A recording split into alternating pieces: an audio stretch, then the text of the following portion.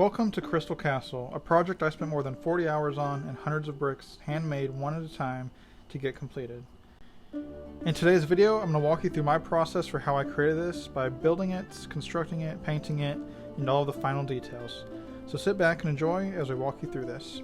So to begin, I started by just breaking down my XPS foam into some pieces that were going to be just the inside structure of the castle. I also marked up this used Pringles can of where I was going to cut that out so I could have a tower on the corner and begin trimming the edges. Remember to always be very careful when using sharp blades and take your time to really make sure you get some nice clean corners. Now once I had that, I did a bit of a test fit just to make sure that was the size and shape I was looking for before I moved forward. And once I was happy with that, I began gluing everything together and in place. Now the reason I decided to do full pieces of XPS foam instead of just having the box made of the thin foam or even just the walls made, I wanted it to be a little heavier and have a little bit more structure to it, as I was going to be gluing on hundreds of bricks to the size of this. So once I was happy with that, I began cutting out all of my bricks, making sure it had nice clean passes that got all the way through so I didn't have any tears or rips in these bricks, and began just breaking those down. Now once they were cut into a size that I was happy with, all I had to do was texture them by putting them into a coffee can with some rocks and just shaking that up until I had a nice even rough texture across the entire surfaces. Now I just repeated that process over and over and over, and then some more, until I had this tote filled up, and then I could begin working on the project. So for the door, I went ahead and drew those up for the top door and the main door at the bottom, and just took my time to carefully place all these bricks where they were going to be, cutting them and trimming them to have a nice, neat door by the time it was done. This process could be done multiple ways, and I think another fun way to do this could be just doing thin pieces that stack around together, almost like a slate type stone. But I had a lot of fun experimenting with this, and it's definitely the neatest door I've made to date, and definitely one I spent the most time on. Once that was done, all I had to do was take that off the parchment paper, which is a great backing if you want to peel it off separate and not have to try to build this in place. But then you connect just a few more bricks there at the bottom to complete your doorway, and then from there all I had to do was figure out where it was going to sit on the castle, while also using my 28mm scale minis just to kind of have an idea for scale as I was building it. So a little bit of hot glue and just put that right where it's going to go. Make sure it's flat against the base there so you don't have any curved lines or funky looking edges there. Now for the bricks around the tower, I just had to make sure that I had a little bit of that corner cut off there to go over the hot glue that was used to seal that together, and then just alternating those so that you could have a nice brick pattern there.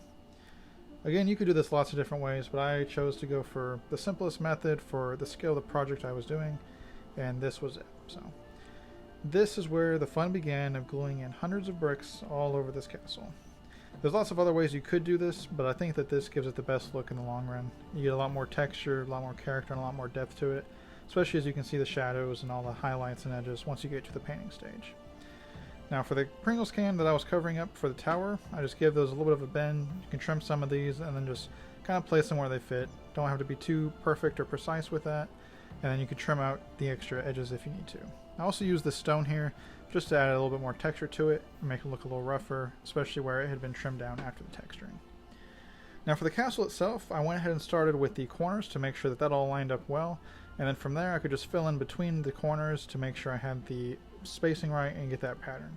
You could always trim up your bricks a lot easier than you can out in the middle of a build instead of compared to on the corners. So that's what I'm doing right here. Took a smaller one to fill that gap, and then you just need to make sure that your next line offsets that and doesn't have the same end of a brick against the top or bottom of another end of a brick. So while I placed all of these bricks over and over, I enjoyed the nice crackling sounds of the WoodWick Candle in the background, which helps to create a very nice calming atmosphere while you're working on such a large and dull task. If you decide you want one for your own desk or need help focusing on your projects, check out the link below and get your own today. Now while I was working on this door up top, I just kept going back and forth making sure that everything looked flush and neat before I glued these bricks in place, and then add a little bit of structure in there just to keep it rigid at the top, not falling apart. Now to actually cap this, I just needed a piece of foam, and I wanted to make it a little bit bigger so that we had a little bit of depth there. So the can for this coffee lid actually worked out really well, but I also knew it to be a little bit smaller so that I could do some bricks around the edge that would bring it up just a little bit more. So if you were to do something similar to this, I'd just make sure that you kind of have a good idea for how big that's actually going to be before you commit to the project. So just test a few of these bricks up here just to make sure it is a shape and size that I like before I can start working on actually gluing all of these in place. Now to make sure that I had a nice even spread with all of these bricks around the top, I just started with each of the primary 4 directions and then just started filling each of those gaps in by half, all the way down until I had just gaps that were too small for a full brick. From there I just trim up some of these bricks into small wedges, trim them down to fit in place, and then I could just glue each of those in place just to ensure that it had a nice even spread all the way around and it looked consistent throughout the entire project. And by the time you get all of those done, you do have a really nice even look that adds a lot of character to this tower. Now from that point, I just took that same method of just bending those bricks just a little bit to give it a little bit of a rounded shape and building up those outside walls. Making sure to wipe off that excess glue as you go so you don't have any of those left sticking out.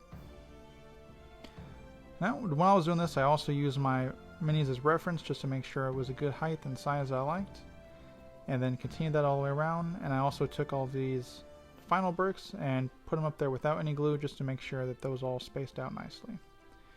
Now to actually add a little bit of depth and connect that to the main tower, I took a brick standing up like this in each direction all the way around, and then just added one more lip of rounded bricks all the way around that, and that made a nice kind of a angled curve all the way down there. Now to actually start working on the tiles for the courtyard, I just took some scrap foam and began slicing that into very thin pieces so I could cut those up just into tile-sized pieces to cover up the walkways up top. So it didn't really have any kind of repeatable or exact same sizes. I was just kind of aiming for small rectangles and squares that I could piece together up top to have a compelling courtyard and pathway look. I did also throw those into the can with some rocks to texture them before I went ahead and started outlining the courtyard, how it was going to be laid out. So to begin, I just started with the outline of this piece of quartz that I mined from the Ron Coleman mine in Hot Springs, Arkansas, and then also cleaned that up really well in an acid bath before I traced that out and chunked out the bottom of this piece of foam where that would be sitting in. I also traced out where those pathways would be, making sure to round it out for the doorway to have a nice consistent walkway all the way around. Now once that was in place, I just started putting some school glue around the edges where the walkway would go, and just start grabbing random pieces of tile and sliding those into place, just fitting them together however they would without leaving any large gaps. But the large gaps that are still there, I do work those in later on with some mud and grass so that the courtyard looks a little bit overgrown. Now for a little additional texture, I just took some of the rolled up and crumpled up aluminum foil and began pushing that all over the castle into all of the bricks, make sure to get the edges in between all of the gaps. Now once that was complete, I was able to take my Mod-Podge and just give it a nice 2 heavy coats all around the entire thing to make sure that every little crack was filled and it had a nice protective surface. Now all we have to do is prime it and we can start painting. And thanks to a little bit of editing magic, we can go ahead and get started with that painting right away. So the first step to actually getting this painted was just to take my sponge and a little bit of the apple barrel matte red paint and begin applying that all over just randomly and inconsistently, but also to have a nice coverage over the entire thing. Followed up by yellow, and then this will just ensure that you have a nice variation of color in your stone once you're done. Now to start over the overbrushing with the grays, I just took a kind of a warm gray just by adding a little bit of brown to that and a wet brush, and begin overbrushing all of that over the entire thing in thin coats, making sure I didn't cover up all of that color down below. But you'll see that as this goes on, you'll still see the color coming through, but it won't be nearly as vibrant, but it does still leave you with a good variation of color that makes it more realistic and believable. Now I'm sure a lot of you have probably been wondering where I've been the last few months, and that is just a combination of being busy working, planning a wedding, running for a local city council office, and just being tied up with all kinds of projects.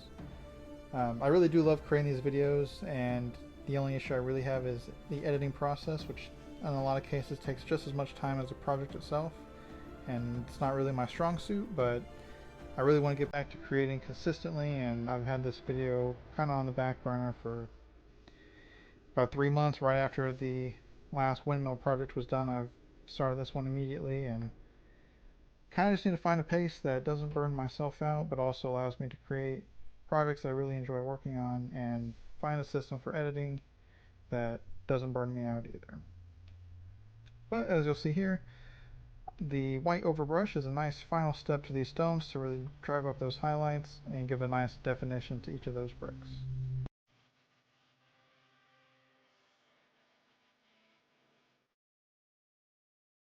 Now to move on to the doors, and for those I just took the same templates I had used earlier to actually build the gaps, and just took some popsicle sticks and began texturing those the exact same way that I did for the windmill project, just by carving in some deep gouges into those and trimming up the edges, just to have a nice hewn wood look to those. From there, it was just a matter of gluing all of those in place, making sure to keep all the lines straight and consistent to the actual patterns that we used to build these doors with. And then from there, we just add a little bit of detail by adding those cross braces. And then we actually planned for those to work was just by using a mini up against that just to kind of get an idea for the scale. Yeah, I would say at this size it probably doesn't matter a whole lot, but you probably do want to leave just a little bit of a gap there at the top and bottom just to make it a little bit more realistic and believable to what an actual wooden door would look like. Now from there we'll just trim down those extra pieces and shave those down with the utility knife to get a nice clean edge.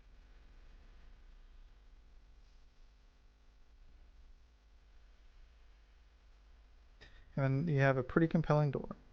Now one more thing I did before I actually glued that in place was just take a little bit of a diagonal section and trim that into place to fit there. I did have to sand that down just a little bit to actually sit in there properly, not have a major gap at the top or bottom. And then just one final test fit before I actually pull that out and paint it. Now for the main door I did the exact same thing, just testing that in there to make sure it works before adding a couple cross braces for a little bit more structure there, and then just a little tiny sliver of wood just to function as a little bit of a handle there. Now once I was happy with those and fit them in place and they looked all good, I started on the top platform for this tower here. So I just took another piece of foam that was the exact same size as that coffee lid and just started fitting in the boards in kind of an alternating section like a hardwood floor or another brick pattern, making sure that you just overlap all of those edges so you don't have any kind of gaps or foam showing through. Then once all that was glued in place, you just take your utility knife and carefully trim those down to fit that shape. Now once those were all done and they all been test fitted and made sure they're going to work, I took a satin brown and just primed all of those with that color. And while those were drying, I moved on to finishing up the courtyard by just taking some PVA glue, some brown paint, and a little bit of sand mixed in there, just to get a little bit of ground and dirt texture. Mix it all in place and spread it over that entire courtyard where the dirt needed to be. Making sure it's a nice even layer so it'll dry and won't have any big clumps. Then also taking some of that excess and spraying that around just into the large gaps. Now I took some larger pebbles and just began sprinkling that over the courtyard just for a little bit of added texture and depth, a little more detail to it, and let that dry. Now while that was drying, I just took some of the nutmeg brown paint and began dry brushing in the opposite direction of that wood grain, just to add some highlights and color variation and make it a little bit more believable in there. So once that was all done, just took some hot glue and pushed all those into place where they'd sit, and followed that for each of these pieces. So once those were all in place, I was pretty happy with the castle and how it was looking, but there are a few more steps left, and the first one was our washes. Just to tone back down the bright brick there and add some weathering to it. So it was kind of a black-brown wash, and just heavily applying that over the entire thing. And once I had a nice base coat, I just kept putting that on there, especially places where water would pool up and collect and run down, to add a little bit more variation and a little bit more history to this castle to really make it look like it had been in the elements. So here you can see that. I'll just take a larger brush and just place those right in the edges where you'd see the water pooling at the edges of those bricks, and just let gravity pull the water down all by itself. Then let it flow into the different bricks and cracks and also just run down where it will. And by the time that dries, it'll be a little bit lighter, but it'll also give a nice variation of color, and it's definitely still a noticeable detail that really goes a long way when it's done. Now that the courtyard is completely dry, I just took some PVA glue and spread that all around, and then some static grass, and just covered that pretty heavily just to make sure that had a nice good coverage, didn't have any missing gaps there. And then from there you can just shake that around to make sure you get into all the gaps, so you don't have any bit that's left without grass. Once I was happy with that, I just took a little bit more PVA glue into some of the sections that had some of the dirt around the edges of that walkway, and add a little bit more static grass just to give the effect that it was overgrown and the grass was spreading throughout the top of that. Now, I just set the crystal right in place, and that is complete. Now, I never actually glued the crystal in place, so that can be removed, and kind of had the idea that you could use it as like a trophy if you're doing back and forth battles or defending the castle. You can have a little bit more variation and playstyle with that. Now to finish it up, I just took some PVA glue and some flocking, made a nice paste of that, and applied it to the whole castle. And then once you have that done and dried, you are complete. I didn't go for over the top with the flocking this time, as I was looking for just a weathered look, but still in use. And I was able to combine that with the few other bits of scenery and scatter that I have to create a compelling and authentic looking castle. But that does it for this project. So I hope you all really enjoyed this.